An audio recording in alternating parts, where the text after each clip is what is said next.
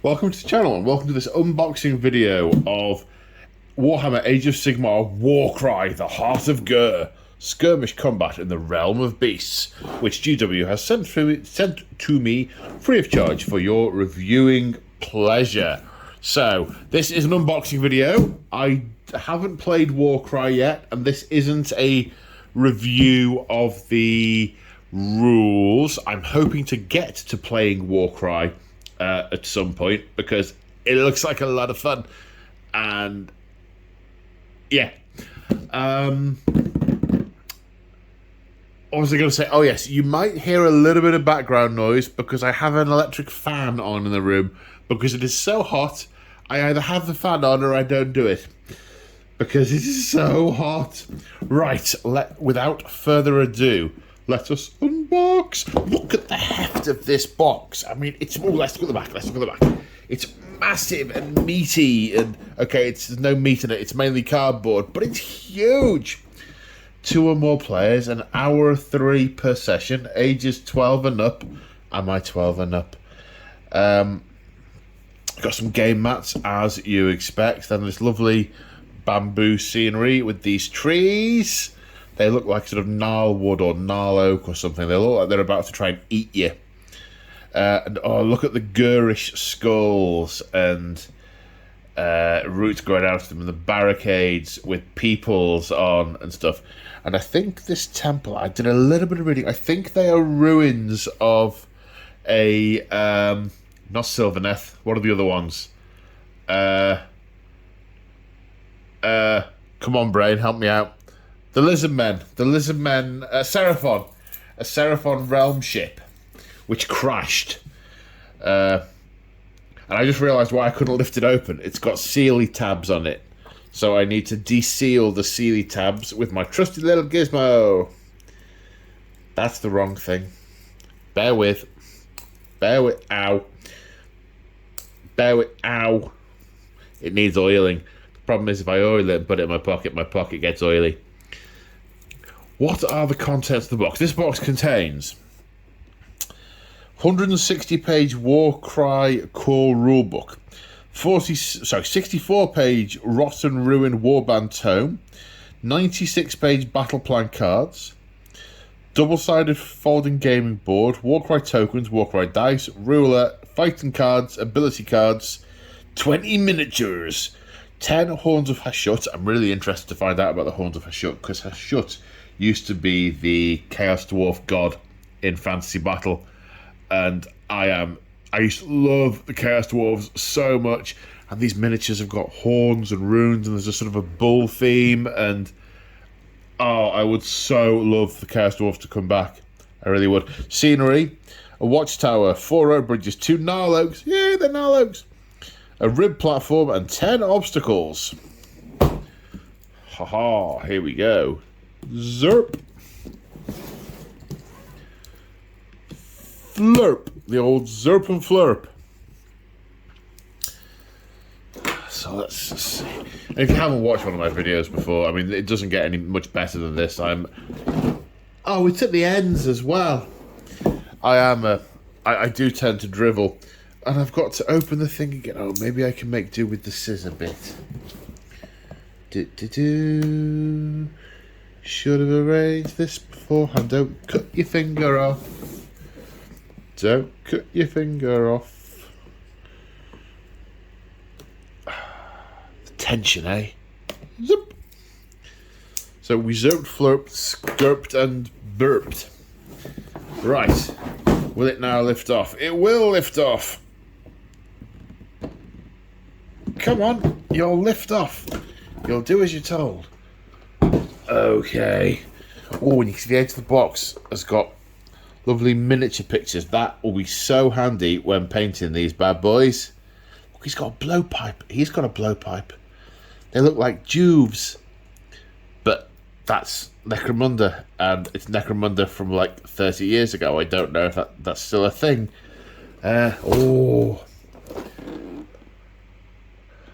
Okay. Oh, let's do these one at a time. So this looks like the, what are they called? Oh, I can't see it on there. Does it say on here? No. It's one of the war bands. It's the Nurgle ones, the rotting ones. We've got sort of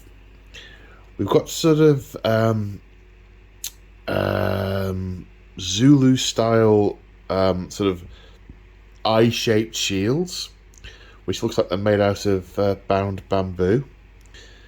We've got various sticks with nails in them and sticks with sticks in them. Yeah, these bamboo shields appear to be a bit of a theme. Some lovely detail. Let me get the camera zoomed. Some lovely detail. Some of these pieces, like that skull's got 3 scratches through the head, 3 marks. That'll soak up the ink lovely. And the bamboo's got texture. You can see it's either they've even got the little knots on the bamboo canes, and it's like sort of bamboo brigadine. Brigadine, is that what I mean? Sort of like layered armor, but this foot's got a patch of skin that's exposed, sort of exposed flesh into the skin, like it's rotting away. Bits of rope. A sort of face mask made out of bamboo. Who you'd be asked to leave the shop if you were wearing that in high COVID. We've got the Nurgle fly symbol on this guy, and other sort of putrescence just sort of hanging off the shoulders of this one. Missing skin on this little bare leg. Boils. Same there. Some sort of putrescent patches. Lovely stuff. And that's sort of that weird sort of face helm type shape. Cloaks have got vines on them. Well, this one looks quite hefty. Some actual boots. The skull on this one has the 3 scratches as well. I wonder if that's part of the symbolism. This looks like a fish skeleton. A couple of dead fish. But like they're sort of hanging off a belt maybe. More viney, reedy type stuff. He says, getting the camera right. Another skull with the 3 scratches. And the skull emblem, 3 scratches. Oh yes, it's even on the shield, isn't it? 3 scratches, 3 scratches. This looks like some kind of gun, almost like an hypodermic needle. That'll be something. Yes. So I've just discovered I managed to pause the camera about 20 minutes ago. So I now need to rebox it and then continue unboxing it because, oh, what an epic fail. So some of the discovery is going to be missing in my tone of voice because I've been through it once already. I think I inadvertently, when I pressed zoom, I tipped pause as well. So apologies if the rest of this is a bit lackluster. Okay, so we've got the Hashut models. There is some really nice stuff on here. There's lots of bull themed stuff. So we've got like this. All right, I'm going to try and zoom in without wrecking the whole thing. We've got sort of lots of bull motifs with like rings through the noses, and these mace heads have got nose rings, and they're fashioned into a bull's head. There's also a shield on here with like a great Taurus, which is one of the in the old days of White Dwarf Presents Chaos Dwarfs. That was one of the mounts for either the sorcerer or the lord. We've got this sort of weird bagpipe flintlock style steampunk flamer type thing with these sort of wisps of flame coming out. We've also got lots of horns throughout. We've got big links of chains. There's a very forgy type feel with this. Also, the armor plates are festooned with pseudo dwarven runes. They look a little bit chaosier than normal dwarven runes. Like this one's got, it's like a 4-pointed cross. It's like a cross. It's almost like a cross between a rune and an 8-fold star. So yeah, I like those. Lots of horns. There's a hammerhead on here somewhere. which is a sort of very a dwarven type thing. Here we go. Here's the hammerhead with a rune on it. There's also, I didn't spot this before. There's a sort of cat o' nine tails style whip, which has got bull heads for the whip heads. But the Chaos Dwarves used to be slavers. They used to slave the orcs. So this does. There's also sort of like a dwarven tech. There's like forge type things, and there's a smoke bomb. Well, sorry, it might not be a smoke bomb. Some kind of hissing bomb type thing. Some kind of gas. Maybe it's a sulfur type thing. So I like these. I like these a lot. I mean, a lot. Oh, thinks about backlog of stuff to build and paint. Wonders if can readjust. Okay, now we're on to the scenery. So, there's very much a theme running through this. There's lots of bits of bamboo, lots of bits of bone. I'm going to zoom back out. Lots of bits of bone. And these gnarl oaks, which have got this sort of almost like visceral bark. It's almost like it's got veins running through it, and then these branches are these deep claws that they presumably dig into living things in order to suck them dry. So yeah, we've got some big vertebrae on this base piece.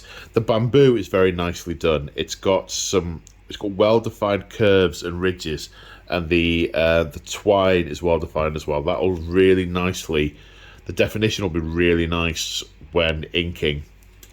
Also, the bones around these bases are really good. We've got, so for example, some of them are this one here with the 3 slashes in the skull. That's from one of the armies. This looks at warbands. This looks like an orc skull. This is some kind of avian skull, maybe from a Zangor. There's a pelvis, bone, broken skulls. This may be an ogre or a gargant skull. Rib cages, horns, the works. Yeah, it's nice. Then we have a similar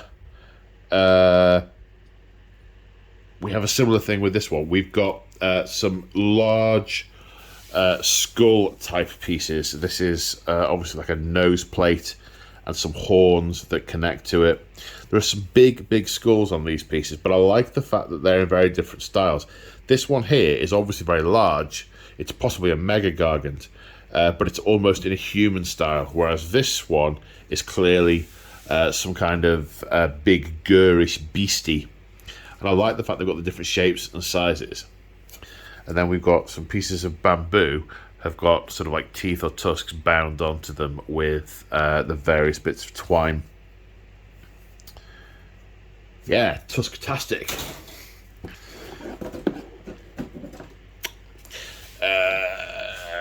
Then we start to get to the some of the other stuff. So my understanding is that the plot of the Heart of Ghur is that a Seraphon world ship crashed into Ghur, and the growing up of the gnarlwood around it was a defense mechanism to sort of safeguard all the treasures on board the world ship. And these sort of what I take to be sort of Aztec style ruins, these glyphs, these Seraphon style pieces are sort of debris and damage from elements of that world ship. We've also got some smaller gnarl oaks, some small gnarl oak branches and roots and things. Walkways, more bones of various sizes, some barricades, which is nice, and a skeleton which has been bound by neck, hands and feet, so obviously wasn't overly thrilled with its current situation when it was alive. This is the same as that one. We have 2 of a kind there. And then these last 2, there's not a huge amount to say about them because... Oh, sorry, I've been sat in the one place for so long, my back really hurts because I'm doing it twice. I like the way that this gnarl oak is growing through and over and around this skull, kind of like it's crawled over it and starts to grow through it. It's like it has not grown up through the skull because of the way the roots go all around it. It's grown and moved over it, which I think is really cool. Again, more bits of gnarl oak, this sort of gnarly texture. More bamboo-esque platforms. Then we have more of the same. More skull pieces, more pieces of bamboo, more bone pieces, more gnarl oak, another vertebrae section. All very cool stuff. I have to say, this is a very, very cool box. And we have a separator. A random piece of cardboard, which, you know, thanks. Then we've got the game mat and some tokens. I won't blither about what the tokens might be because I don't know how to play the game yet, but a boatload of tokens for the game. Looks like there are 2 sets because you've got sort of similar ones in different colours. These ones numbered 1, 2, 3, 4, 5. These are maybe some kind of wound counters or something. That's what I would assume. Don't know what these are. But the board, this is 4 thick. And by eye, I reckon that's about 12 by 15. So I assume that laid out, you play this on a 24 by 30 board or thereabouts. Then we have a big collection of cards. So these ones are some kind of faction summary type cards. These look like all the special rules for different faction elements. They've got really cool names, like the Horns of Hashut one are called Merciless Cruelty, Stampede of Iron, Gulfing Flames of Dark Artifice, Ash Bomb. Then the Rotmire Creed, you've got things like Gruesome Harvest, Slashing Attack, Hooked Net, Lethal Injection, and a sort of map of map. I don't know what the right word is. A key. That's the word. A key for your different models in the pack, so you can sort of go, this is my Ruinator.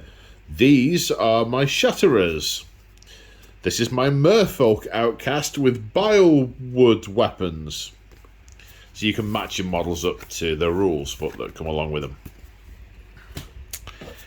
Then, now I have to say, I really like this. Now, I don't know if this was part of the original Warcry or not, but what this looks like to me is 4 decks of cards for generating missions.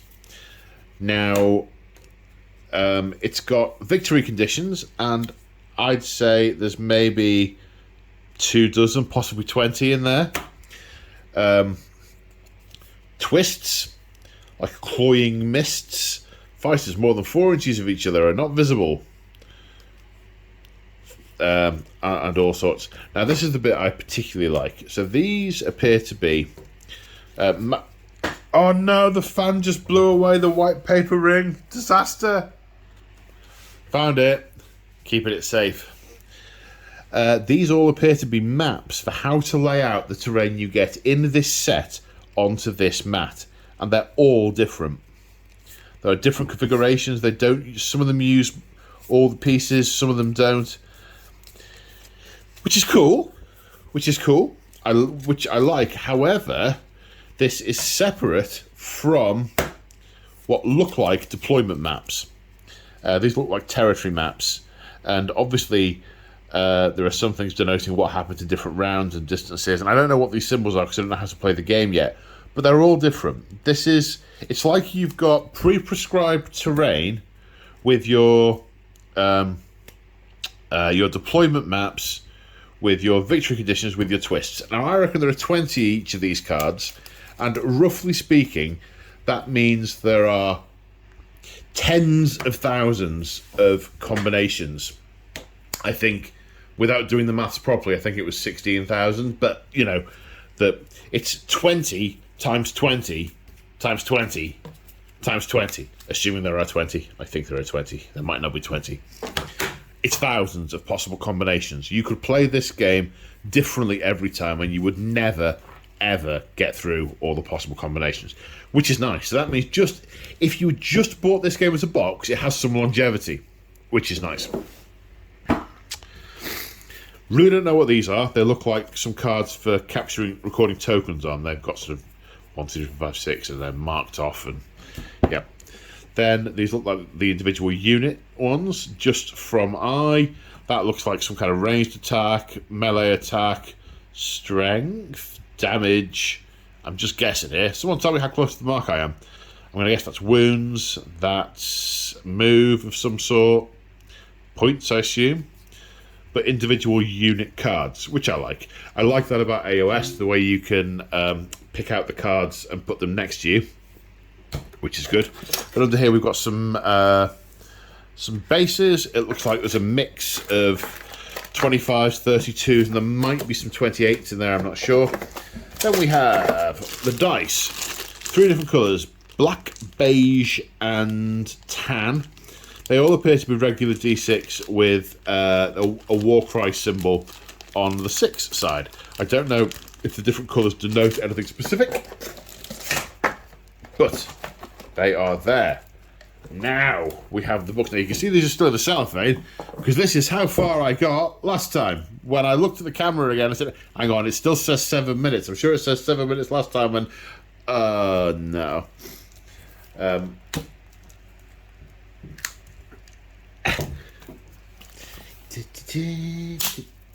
Ow!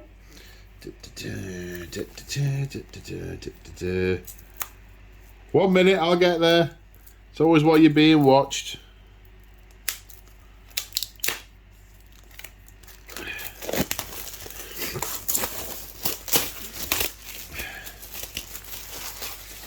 So what have we got? Oops, that's not so heavy now, it's not full of books. So we have build instructions. These are fairly straightforward. I'm not going to run through all of these because they're not kits that you want to look at build options for. They're sort of, well, they certainly appear to be monopose models because it's a one. You wouldn't get 2 of these, I don't think. Core book. So this is your how to play the game. Which looks like a lot to take on. However, if you've seen the size of the Age of Sigmar and the 40k rulebooks, not so much to actually take on. Warband tomes. So I'm going to guess this has got background. Yes. Pictures? Is it going to have pictures? Oh, it's got pretty pictures. Lots of pretty pictures. Ooh. Look at that bad boy. Some kind of Chaos Centaur. Nice. And then rules for the terrain and quests. Okay, so presumably that's got your sort of advancement type stuff. I assume there is advancement stuff. I don't know. I assume there is. Oh, look at that. It's so golden and hashutty. I used to have Chaos Dwarves. I used to love Chaos Dwarves. I hope they do Chaos Dwarves for Age of Sigmar. So good. And that is roughly everything. There is a Warcry compendium in the distant future, which I'm allowed to mention to you, but not show you or discuss its contents. So, not quite sure the value of that, but there is a compendium at some point in the future. And there's books, and the books go back in the box, and that, as I say, is it. Without knowing more about the game, it's difficult to go through anything further, but to the uninitiated like me, I hope you found that useful, and anyone who just wants to see what you get in the box and what the sculpts look like for the minis, hopefully that was useful too. So we'll leave it there. Thank you for your time, and I shall see you in the next one. Bye for now.